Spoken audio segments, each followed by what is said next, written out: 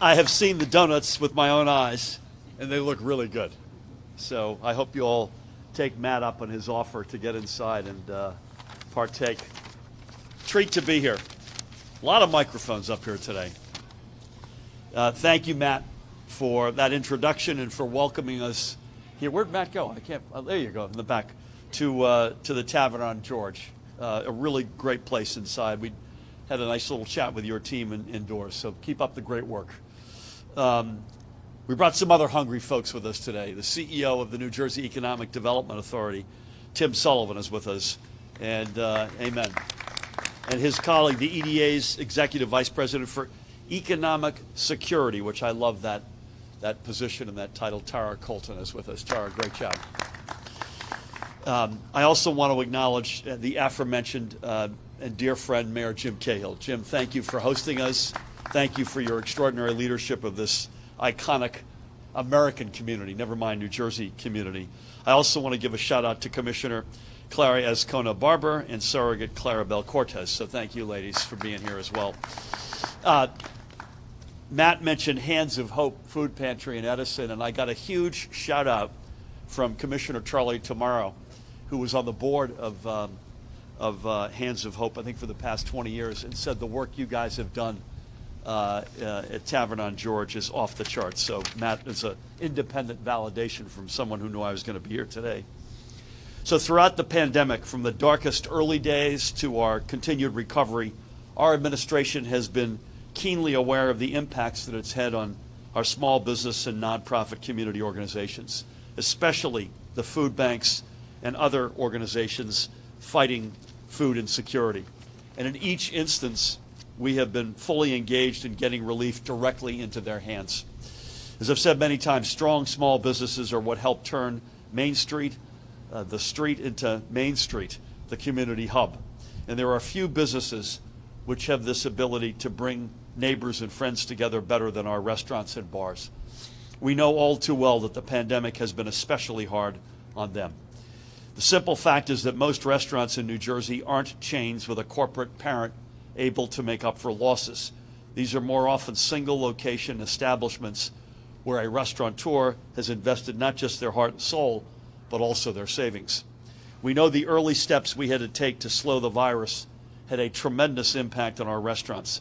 And even now, when all of our restrictions have been lifted, with both regulars and new customers coming in, many are still working hard just to get back up to par. This is where the EDA has been so critical in pulling up a chair to help. One of the most innovative programs the EDA has put together, by the way, anywhere in the country, never mind just this state, was the Sustain and Serve New Jersey program, which provided grants not to restaurants only, but to community-based nonprofits who in turn use those funds to buy meals from restaurants in their communities to distribute to families facing food insecurity. These partnerships have been the ultimate win-win. Our restaurants were able to cook up great meals, and families in need were able to get a good meal. And we are here at the Tavern on George because this is one of those restaurants, as Matt has mentioned. Bird's coming through. He voted for me, by the way. That's why we allowed him in. Through its first, I did very well at the bird vote. Through its first two funding phases, totaling nearly $35 million, Sustain and Serve has been a game changer. From March through October, you ready for this? More than 400 restaurants plated up well more than 1.9 million meals. And current orders project, it's unbelievable, Jim, that another 1.5 million will come off of stoves and out of ovens in restaurants across the state between now and the end of upcoming January. So today, which is why we're here, we're announcing that Sustain and Serve New Jersey will enter a third phase, putting another $10 million in American Rescue Plan funds into the hands of dedicated community nonprofits and restaurant partners. There are still too many families facing food insecurity, and there are too many restaurants still working hard, as Matt said, to keep their ovens hot and their doors open. This new round for Sustain and Serve New Jersey is going to help further close the gap in both of these critical areas. By the way, I should remind everybody that Sustain and Serve New Jersey is just a part of the full package of support that the EDA has put forward. These grants and loans, alongside other technical assistance programs, currently total nearly $700 million in direct relief to thousands of small businesses and countless main streets. And this number keeps growing. Looking across the nation, we rank third among all American states in how much grant relief we have distributed to small businesses during the pandemic. This is something in which we take tremendous pride, and as we witnessed today, there's more coming. And today we have a simple message to our small businesses, not just our restaurants, but also our retail shops, our salons, everyone who, as I said, helps turn a downtown into a welcoming community. We are not going to stop now. So thank you for having us, and thanks for coming out, everybody. It's now my pleasure to introduce the Chief Executive Officer of the New Jersey Economic Development Authority, Tim Sullivan.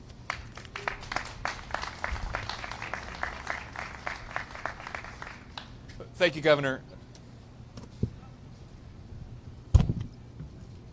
What if I say something interesting? Thank you, Governor, for the kind introduction, and much more importantly, thank you for the allocation of the funding to continue this great work. It is such an honor and a treat to be with you this week in particular to announce the continuation of this great work and this great program and so many other things that we're going to keep working on. Mayor, always great to be with you. Always great to be in New Brunswick. What a great city. As the governor said, I think this is a really important announcement for a few reasons. One, it continues the governor's comprehensive commitment to supporting small businesses through this pandemic. We know that small businesses have had a hell of an 18 months, and hopefully we're coming through it and the worst of the pandemic's behind us, but that struggle continues because of people choosing to stay home and people still working from home, and as Matt described, diminished business from foot traffic. We're now approaching almost 90,000 small businesses that have been supported through EDA programs in the last 18 months, 90,000 across the state, across our grant programs, our loan programs, Sustain and Serve, some of our other programs. And so we're thrilled to be able to continue this work on this really innovative program. The second thing I'd mention is I think this is a really great example of how we think about, and the governor was just describing this inside, how we think about innovative government programs and thinking about how we start with some, start small, pilot, learn, and then scale things from there. This program started last fall with a relatively small amount of money, $2 million, not nothing, but $2 million. And we said we think there's an interesting model here. We think that there's, as the governor described, restaurants that need business and people who need food. And can we design a mousetrap that can bring that together? But we weren't quite sure how to do it. So we put two really smart people on it, Tara Colton and Emily Apple, who are here today in great partnership with the governor's office and lots of other colleagues throughout government to say, let's try and work on this. Let's figure this out. Let's see if it works. Let's see if we can come up with a model that works. And here we are later. Here we are, $45 million later, 4.5 million total meals, 400 restaurants across the state in all 21 counties, connecting people who need a great meal with restaurants that need the business. We've heard the story we heard from Matt inside and just at the podium a minute ago. And Tara and Emily and I have heard, I'm sure the governor's heard, in countless situations all throughout the state. Businesses that were able to keep their employees on staff, keep their kitchens busy, even when foot traffic wasn't there. And so what a great win-win to leverage these dollars to create not just an opportunity for small business, not just an opportunity for people who need food to get a decent meal, but to do both. And so what a great win-win. And so, again, thrilled to be able to continue this work, thrilled to be able to put $10 million more into this great program, and we're excited to get that work underway. Thank you. Am I introducing Tara? Yeah, why not? It's my honor to bring up my great friend and great colleague, Tara Colton, Executive Vice President for, as the governor noted, economic security, which is a really important part of our work at the EDA, thinking about not just businesses, but people and how we help people get to and maintain economic security. Tara Colton.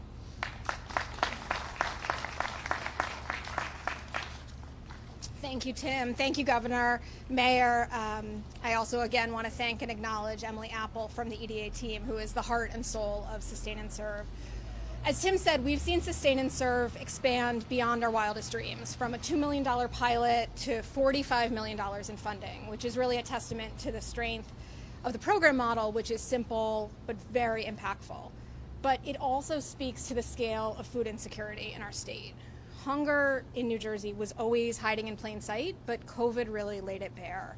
Huge numbers of New Jerseyans, including many children, don't know where their next meal is coming from. So for me, this program always comes back to dignity, that the things that so many of us take for granted show what those 4.5 million meals really represent. So with Sustain and Serve, the meals that we provide, the meals that you cook, the broccoli and chicken and rice that you were telling me about earlier, It helps our neighbors feed their families, but it also sends a message that they deserve to eat well. They deserve a hot, fresh, homemade, nutritious meal. And they're receiving the meals from an incredible network of organizations in their communities that they trust and they rely on. So the quality of the meals and the dignity and the respect that it offers really shows that a meal represents so much more than just a meal. So we're incredibly excited to continue to grow the Sustain and Serve model as part of our broader toolkit to combat food insecurity and address food deserts throughout the state, including EDA's work to implement the Food Desert Relief Act, which was championed by Speaker Coughlin and signed into law by the governor as part of the Economic Recovery Act earlier this year. So with Sustain and Serve and those new food desert programs under the governor's leadership, EDA will be dedicating more than $250 million in resources to tackle the complex and intersecting issues of food insecurity, access, and affordability. So while these issues are longstanding and they don't have easy answers, the programs like Sustain and Serve really equip us to truly address food insecurity at a systemic level and solidify our commitment and the governor's commitment to building communities that are stronger, fairer, and fed. Thank you.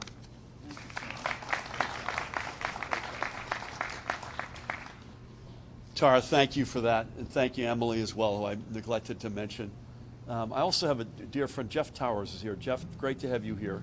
A dear friend, big supporter of Rutgers, and I say that because he and I will both be meandering over shortly to, and Jim Cahill will join us to witness, I guess it's an investiture, right, of Rutgers President Jonathan Holloway. And you may ask yourself rightfully, hasn't he been president for a while? And the answer is yes, yet another example of what the pandemic has done for us. So I think we're at the rack, am I right? Looking forward to being there with you. So thank you, Tara. Thank you, Tim, and the whole team. And again, I want to thank Matt and his team at this great spot. Shameless commercial, Tavern on George. Folks, if you're watching at home, come by, have some of those donuts. Maybe wash it down with a nice Pilsner. I'm not sure how that would work over, but this is an extraordinary program, and thank you for leading on it. We'll take a couple of questions. I know they'll be on topic. Matt. How do you respond to Senator Sweeney's laws? And candidly, given your sometimes fraught relationship with the Senate President, are you at all relieved to be maybe working with somebody else? To the contrary, I'm stunned. He and I spoke yesterday. We had exchanged texts in the wee small hours of I guess, Wednesday morning and Wednesday midday, but he and I spoke yesterday. I'm stunned. This guy who is apparently winning is a dangerous guy. Matt and I, Dan and I were talking about his Twitter feed. I think it's his Twitter feed or Facebook. The stuff that's on there is outrageous. And I want to be unequivocal. I do not welcome this in any way, shape, or form. Steve has been a great partner, particularly over the past sort of 2.5 years. But at every step of the way, we've gotten a ton done together. And you don't, no matter how good an idea we have, or Tim or Tara and I, you need legislative leadership. And Steve has been outstanding. As has Craig, by the way. He sends his best wishes. I meant to say that, Tara. He wanted to be here and could not. But Craig Coughlin and Steve and I have had a really, really good rhythm. I'm very bummed, and he deserves the space that he needs to count every vote. And I have my fingers crossed, and I bemoan. If it comes out the wrong way, I bemoan it. Please. Meg, is that you? I'm good.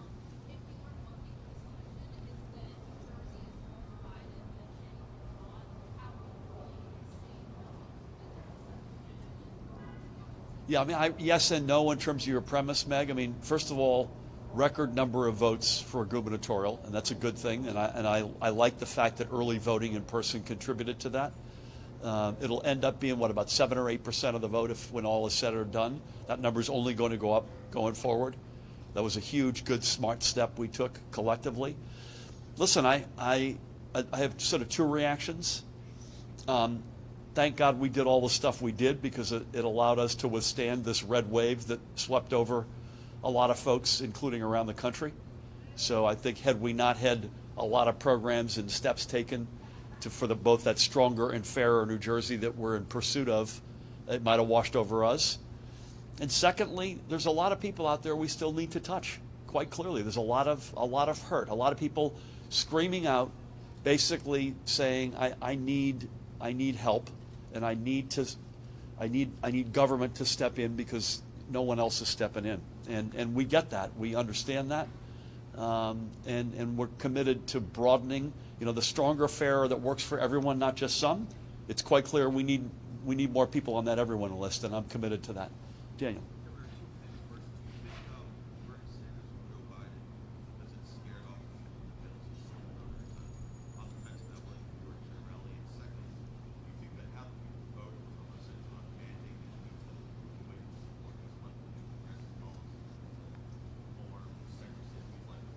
Yeah, I don't view, on the first question, no. And by the way, you stand with people you believe in and choose to stand alongside, whether you think you take a political hit for that or not. It never even occurred to me. In fact, the president wasn't here for politics. Tell me, what's controversial about expanding pre-K and christening a bridge that's replacing one that's 111 years old? We'll do that 10 out of 10 times. And no, I don't buy this. I've said from moment one, we're pragmatic, pro-growth progressives, stronger and fairer. The question, Daniel, implies that all we focus on is fairer, and I'm proud of a lot of things we've done there, including this program, raising the minimum wage to $15 an hour, equal pay for equal work, funding Planned Parenthood, you name it. But I'll tell you, I'm also as proud, and Tim Sullivan is right up to his eyeballs in this, the stronger part means growing the economy. And we're equally committed. So no, we're not changing. We didn't change our stripes in 17 when we won the primary and came to the general. We didn't change between the general and in governing, and we're not going to change now. But I will, back to Meg's question, we clearly need to touch more people. We need to get at more kitchen tables. There are too many people. What I take away from this is a lot of hurt out there, which we knew, but it's a big group of folks who are screaming out for help, and I want to be the administration that gives them that help, please.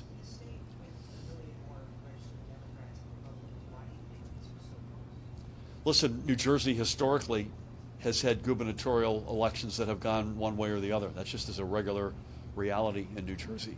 You've seen it in our lifetimes with Governor Kane. You've seen it with Governor Whitman, Governor Christie. That happens.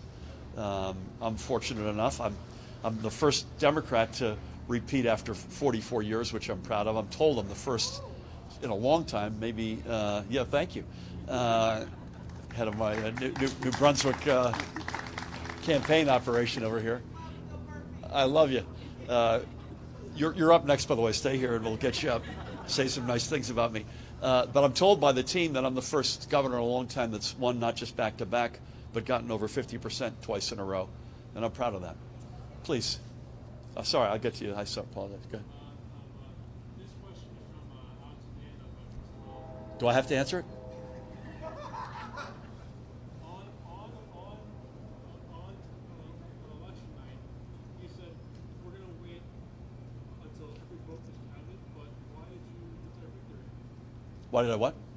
Like you said, you were going to wait until every vote is Oh, and why do we declare victory? Hey, man. So listen, the gold standard of calling elections is Associated Press. They called it, and I think almost immediately thereafter, New York Times called it, CBS called it, ultimately NBC called it. When everybody calls an election, and there are institutions that are viewed as gold standards, that's your signal that you can step up and say, I declare victory. I've been bouncing past you.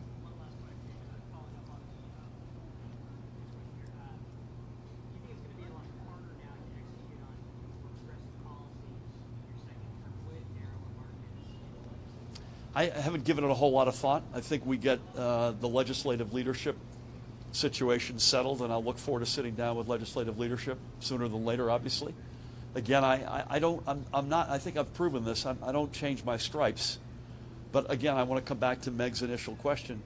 I care deeply about the folks out there who are screaming out clearly in protest or for however you want to describe it, that it's not working for them. And I commit that we will be there for not just whether you voted for me, but for everybody. I think with that, we're gonna Charlie, we'll get you afterwards. You asking a local question? Okay, what's real quick? There were widespread problems with election systems on Tuesday. Can you tell us how many counties were affected? What percent of polling places were open and ready to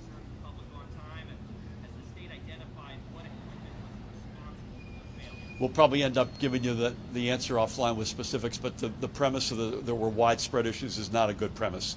The fact of the matter is that's not true. There were situations, I know there were a couple of communities, Jim, in Middlesex County, Middlesex Borough was one of them, I know, where there were issues, but they were not widespread and they were addressed quite quickly. In terms of how many and what the exact equipment was, we'll come back to you. Thank you. I want to thank Matt and his team, our mayor, the elected officials, to each and every one of you. Great to be in New Brunswick on this beautiful day, and go sustain and serve New Jersey. Thank you, everybody.